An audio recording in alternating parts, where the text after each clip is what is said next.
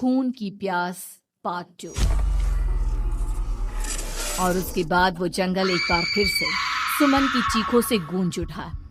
लेकिन आज की रात सुमन की चीखों को सुनने वाला वहां पर कोई भी नहीं था। अगर वहां पर कोई मौजूद था तो बस हरिया, जो कि अब एक भेड़िए में बदल चुका था। सुमन के बालों को पकड़कर घसीटते हुए वो जंगल के बीचों बीच एक जगह पर ले जा रहा था। अगली सुबह गांव में।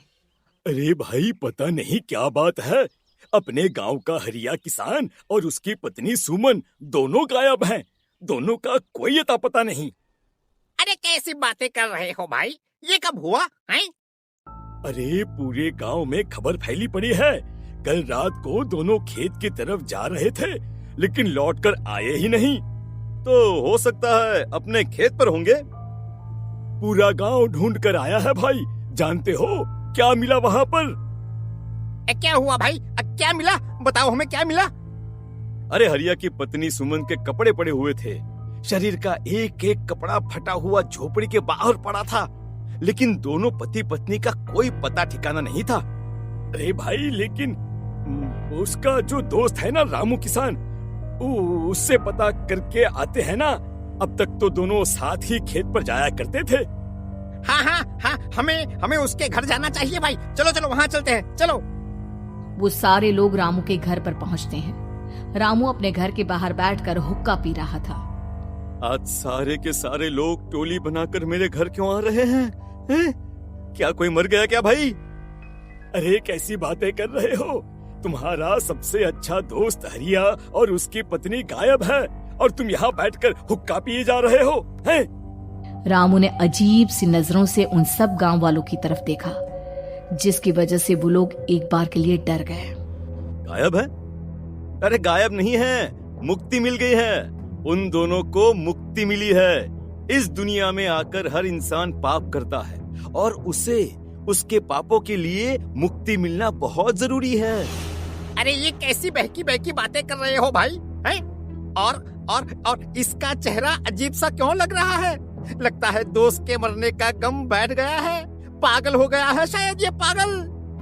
ये बात सुनते ही रामू चीख कर जोर से चिल्लाते हुए कहता है, पागल मैं नहीं हूँ, पागल तुम सब हो। और ये शैतानी जंगल अब तुम में से किसी को नहीं छोड़ने वाला, सबको खा जाएगा। याद रखना मेरी बात।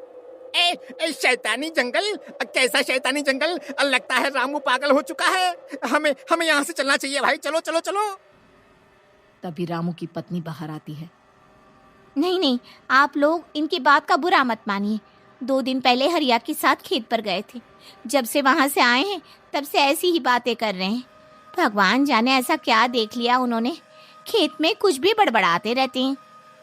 लेकिन गांव के लोगों ने कमला की कोई बात नहीं सुनी, और वो सब वहां से चले गए। रात अब धीरे धीरे ढलने लगी थी। तभी अचानक किसी ने धीमी सी आवाज में रामू को पुकारा। रामू, आज मैं तुम्हारा इंतजार कर रहा हूँ। और सुनो, अपनी पत्नी को साथ लेकर आना, नहीं तो काम अधूरा रह जाएगा। ये आवाज सुनते ही रामू के चेहरे पर शैतानी मुस्कुराहट आ जाती है। वो धीमे कदमों से अपने घर के अंदर आता है। क्या हुआ? तबीयत ठीक है ना अब आपकी? मैं तुझे अपने साथ खेत पर ले जाने आया हूँ, चल। मैं तुम्हारे साथ कहीं नहीं जाने वाली। मुन्ना गहरी नींद में सो रहा है, और उसे अकेला छोड़कर मैं तुम्हारे साथ खेत पर नहीं आ सकती। वैसे भी तुम्हारे उन खेतों में भगवान जाने कौन सा राक्षस घूम रहा है, मुझे तो डर लगता है। रामू गुस्से में दांत पीसता अपनी झोपड़ी से बाहर आ जाता है, और कमला गहरी नींद में अपने बच्चे के साथ सो जाती है। तभी अचानक रात को रामू की झोपड़ी के ऊपर एक साया वही गाना गुनगुनाते हुए घूमने लगता है, जो हरिया के मोबाइल में बजा करता था। मैं मौत हूँ, मौत जो हज़री है ज़रूर, जो आएगी कहीं से निकल जाएगी सबको। मैं मौत हूँ,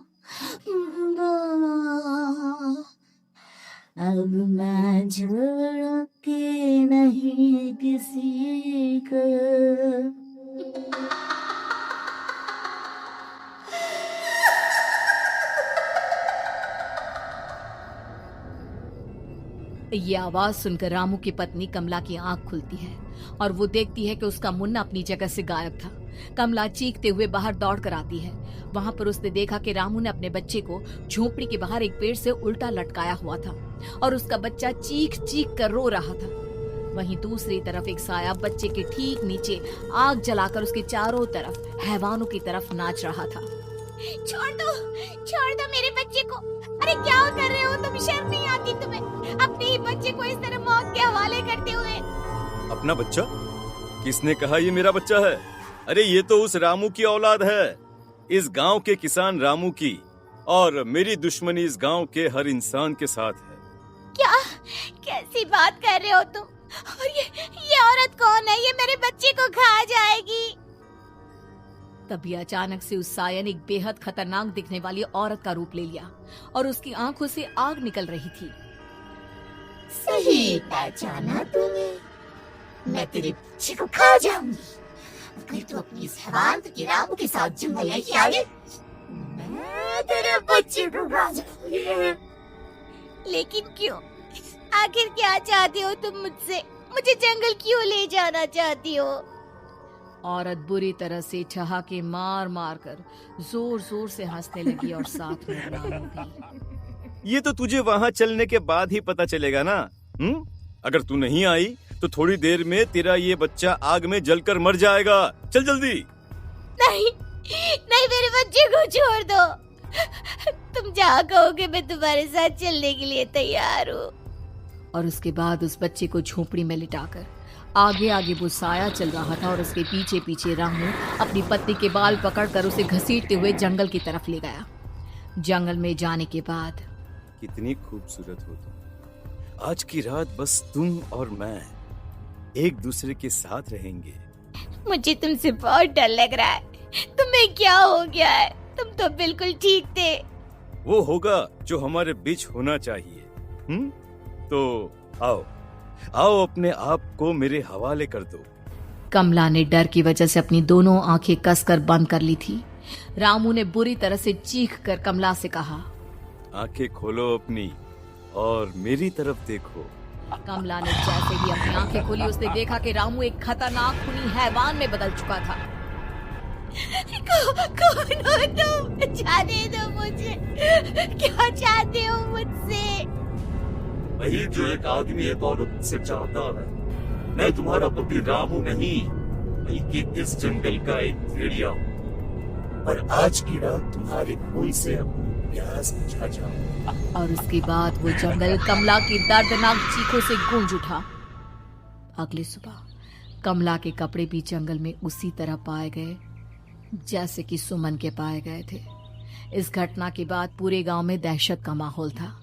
अपने माँ बाप की मौत और गांव में हो रहे इस तरह की घटनाओं की खबर सुनकर किशन शहर से गांव लौट आया था। अपने माँ बाप की बेदर्द मौत की वजह से वो बहुत परेशान था।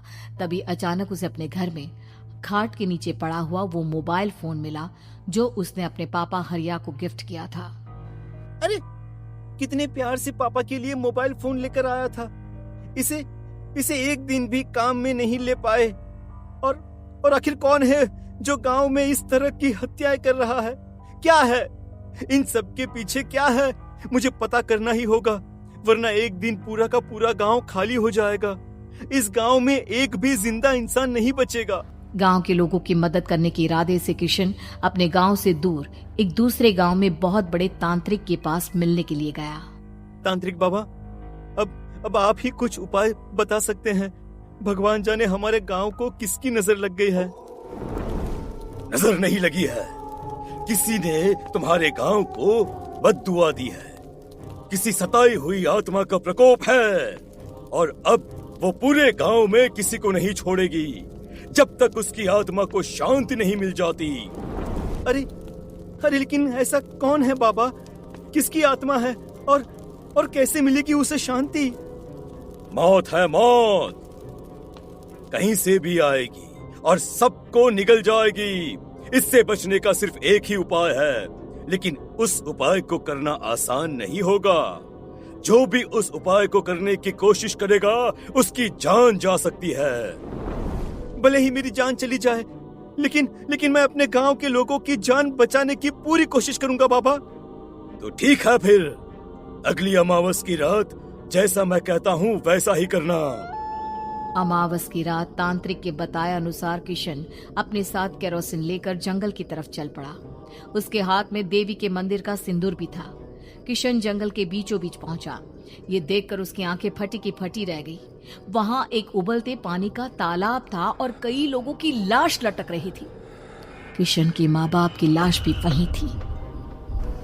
माँ, बापू, क्या हो गया? ये क्या हो गया? तभी वहां पर एक औरत और आदमी आते हैं। उन्हें देखकर किशन चौंक जाता है। गोपाल काका, आपकी तो 5 साल पहले मौत हो गई थी। और निर्मला काकी, आप? मौत तो हो गई थी, लेकिन तुम ये नहीं जानते कि हमारी मौत कैसे हुई थी। क्या कहना चाहते हैं आप? कुछ नहीं, बस ये जान लो कि अब इस गांव में कोई जिंदा नहीं बचेगा। लेकिन क्यों काकी? क्योंकि 5 साल पहले इन गांव वालों ने मुझे डायन बताकर पत्थर मार मार के मार डाला। मेरी कोई गलती नहीं थी। गांव का एक बच्चा क्या लापता हुआ, सारा इल्जाम मेरी पत्नी पे डाल दिया। और जब मैंने निर्मला की जान बचाने की कोशिश की तो मुझे भी मार डाला। आपके साथ ये बहुत गलत हुआ काकी, लेकिन आप जो कर रहे हैं वो भी सही नहीं है ना? तुम यहाँ से चले जाओ वरना तुम भी नहीं बचोगे। हमारी आत्मा पिछले 5 साल से मुक्ति के लिए भटक रही है। चले जाओ यहाँ से। मौका देखकर किशन सिंदूर उन दोनों के ऊपर डाल देता है। उनका शरीर जलने लगता है और वो भयानक तरीके से चिल्लाने लगते हैं। अगले ही पल किशन उनके ऊपर केरोसिन डाल देता है और वो दोनों जल जाते हैं। किशन अपने माँ बाप और दूसरी लाशों का अंतिम संस्कार करवाता है और अपने घर लौट आता है। लेकिन वो अभी भी इस बात से अनजान है कि मोबाइल अभी भी बज रहा था। मैं मांगता हूँ